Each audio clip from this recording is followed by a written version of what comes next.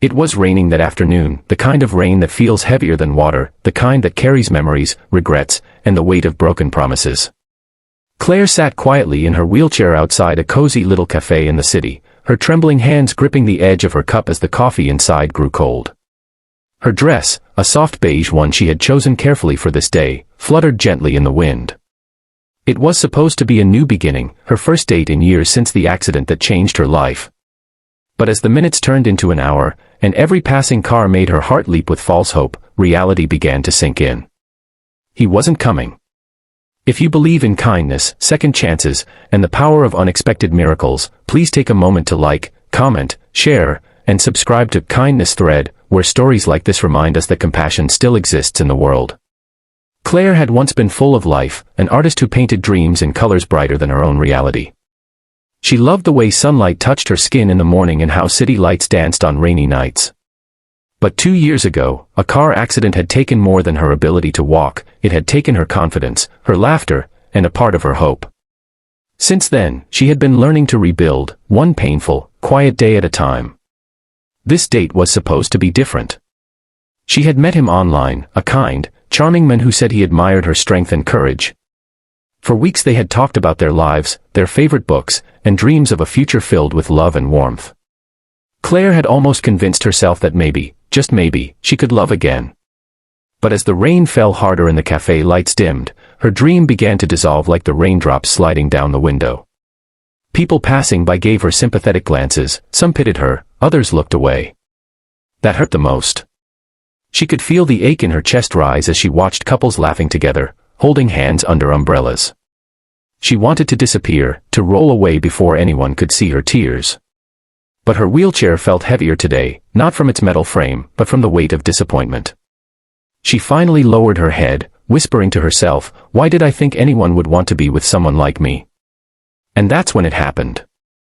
A deep, calm voice broke through the sound of rain.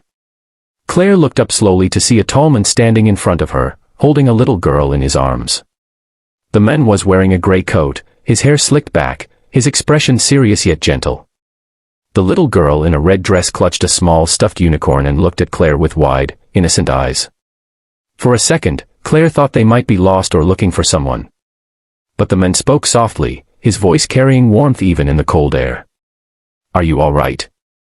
You look like you've been waiting a long time." Claire's lips parted, but no words came out. Her throat tightened, her pride fighting against her pain. She nodded weakly, trying to force a smile, but her eyes betrayed her. The man crouched slightly, setting the little girl down beside him. The child stepped closer, her tiny boots splashing in the puddles. She looked up at Claire and said in a small, sweet voice, "Why are you sad?" That simple question shattered the walls Claire had spent months building. She tried to laugh it off, but the sound that came out was closer to a sob. "I was just waiting for someone," she whispered. The man's eyes softened. He didn't ask anything more, didn't pry into her pain. Instead, he looked toward the cafe and said, "Would you like some company? My daughter and I were about to grab a hot chocolate." For a moment, Claire hesitated. She didn't want to be a burden. But the little girl smiled, tugged her hand gently, and said, "Come with us. Daddy says no one should be alone when it rains." Something about those words, simple, pure, and kind, melted the loneliness that had been suffocating her. She nodded, and the men helped guide her wheelchair inside. The warmth of the cafe wrapped around her instantly, chasing away the cold and the sting of rejection. They sat by the window, and for the first time that day, Claire felt seen, not as the woman in a wheelchair, but as a person who mattered. As they talked, Claire learned that the man's name was Daniel, a CEO of a tech company, though he spoke of it humbly, almost reluctantly. He had lost his wife 3 years ago, leaving him to raise his daughter, Lily, alone. The pain in his voice when he mentioned her was quiet but deep, the kind that only someone who's truly loved could understand. Claire shared bits of her story too, the accident, the months of therapy, and the loneliness that followed. There were moments of silence, but they weren't uncomfortable. They were healing. Lily kept making Claire laugh, showing her the unicorn, pretending it could talk, even offering it to her as a loan, until she smiled again. For the first time in a long while, Claire laughed, really laughed. It echoed softly through the cafe, and Daniel found himself smiling, watching how her eyes came alive again. As hours passed, the rain outside slowed to a drizzle. The streets glistened under the fading daylight. Daniel insisted on walking Claire to her car, but she explained she had come by bus. He hesitated, then said quietly, "Then let us drop you home. Please, it would make me feel better." His tone was so genuine that she couldn't refuse. During the drive, Lily fell asleep in the back seat, her little hands wrapped around her unicorn. The car was filled with a comfortable silence, only the soft hum of the engine breaking it. When they reached her apartment, Claire turned to Daniel and whispered, "Thank you for today. You didn't have to stop. Most people wouldn't have." He smiled faintly and said, "Maybe most people wouldn't.